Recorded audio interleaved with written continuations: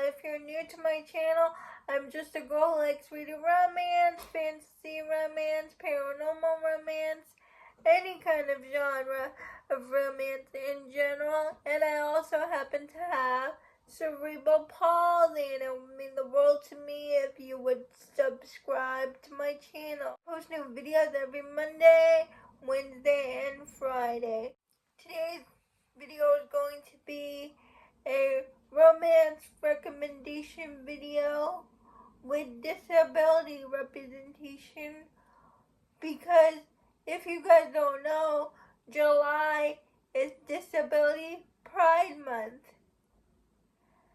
And as I said before, I have cerebral palsy and I'm part of the disabled community. I always like to find books with good disability representation, and so I read some new ones recently that I want to talk about.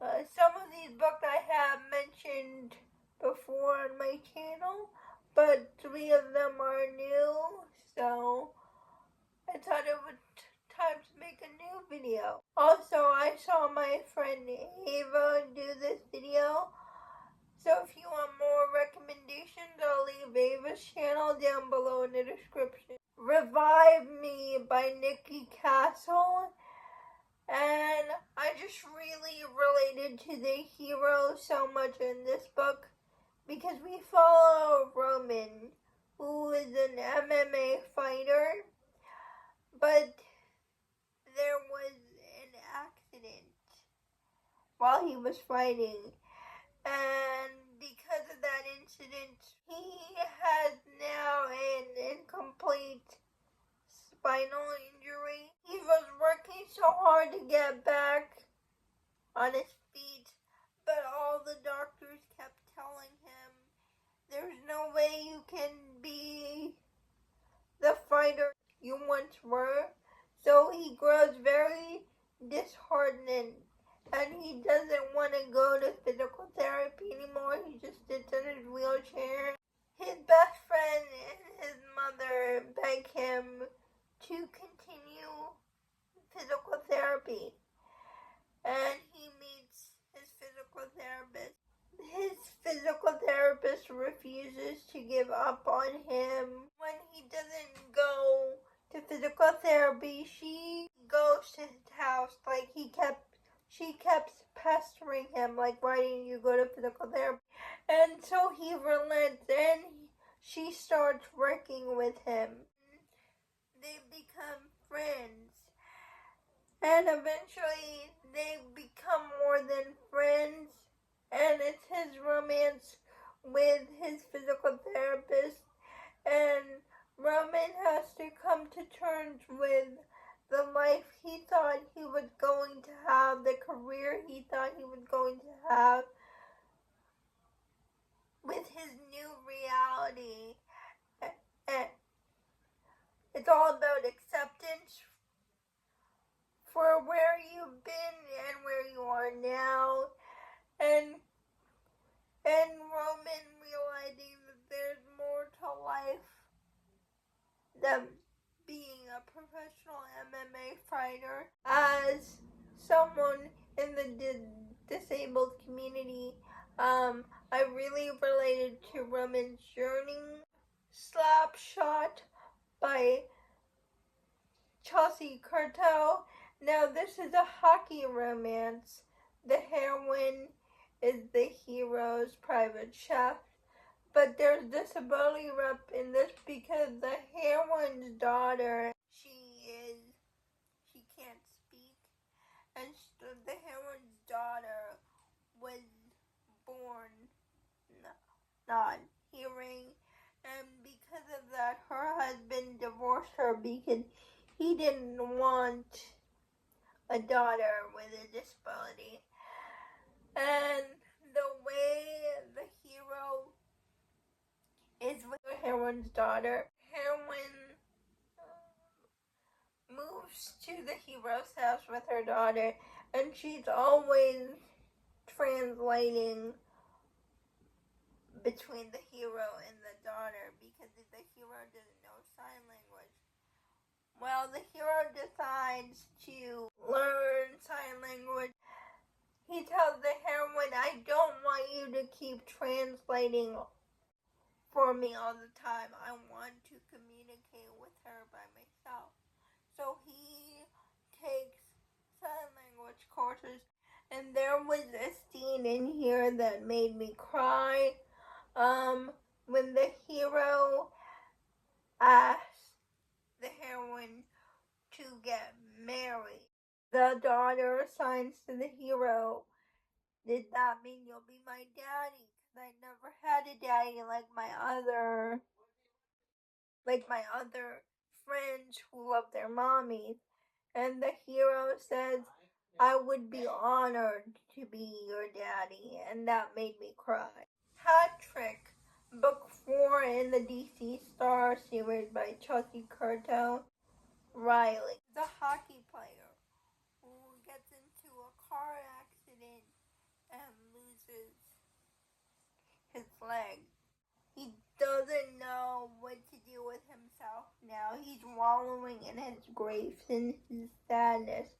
His hockey team refuses to give up on Riley, and the physical trainer for the team, physical therapist, works with Riley because she is also his friend, and she refuses to give up on Riley, and she tells Riley she will get him back on the ice. Riley's dad is also an amputee because of an accident that happened to him, and so his mother said having an amputated leg make your dad less of a father because of his disability. And Riley's like, of course not. Dad is my hero. So Riley doesn't wallow in his grief for too long. He sees the brighter side of things, and that was really refreshing because he could have died in that accident, but he didn't. He got a second chance at life. And I just love that Riley saw the bright side of things. Last Guard by Nalini Singh. But I put this book on here because the hero, Kanto Merchant, is in a wheelchair. And it was really cool seeing a paranormal romance with a character that's in a wheelchair because you don't see that a lot. And he's the main male character. And I really related to Kanto Merchant because of the fact that he's in a wheelchair, because I'm in a wheelchair. And I love the Merchant family and the Side Changeling series. It's Tresoro.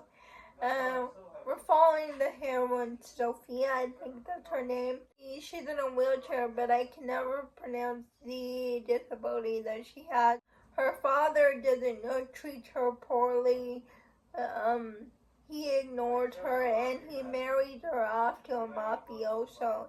And the mafioso is pissed, not because she's in a wheelchair, but because her father didn't have the decency to tell him that his soon-to-be wife is in a wheelchair, so he could prepare for her to make her life with him more comfortable. The mafioso decides to stay away from her, but he can't help but be pulled to her sunshine personality. Plus, she wins over his mafia men. So, and she starts begging for people, and she starts begging for his men. Then he gets jealous. So it's their relationship, and I just loved it. He was so accommodating towards her. He researches what things would make it more comfortable for her, even in the bedroom. And I thought the representation was great. I've never seen a mafia romance with the heroine in a wheelchair, and I loved it. Plus, he got her a dog. The last book I'm going to recommend is one of my all-time favorite books. It's Making Faces by Amy Harmon. Between Ambrose, Fern has always been in love with Ambrose her whole life, but Ambrose never really notices Fern. Ambrose, it's the time of 9/11. He sees the Twin Towers collapse, and he and his friend decide to join the army, and Ambrose is the only one that comes back. He comes back burnt with scars on his body, and Fern is the only one that can get through to Ambrose, and I love their romance, but what stuck out to me in this book was the side character, Fern's cousin Bailey.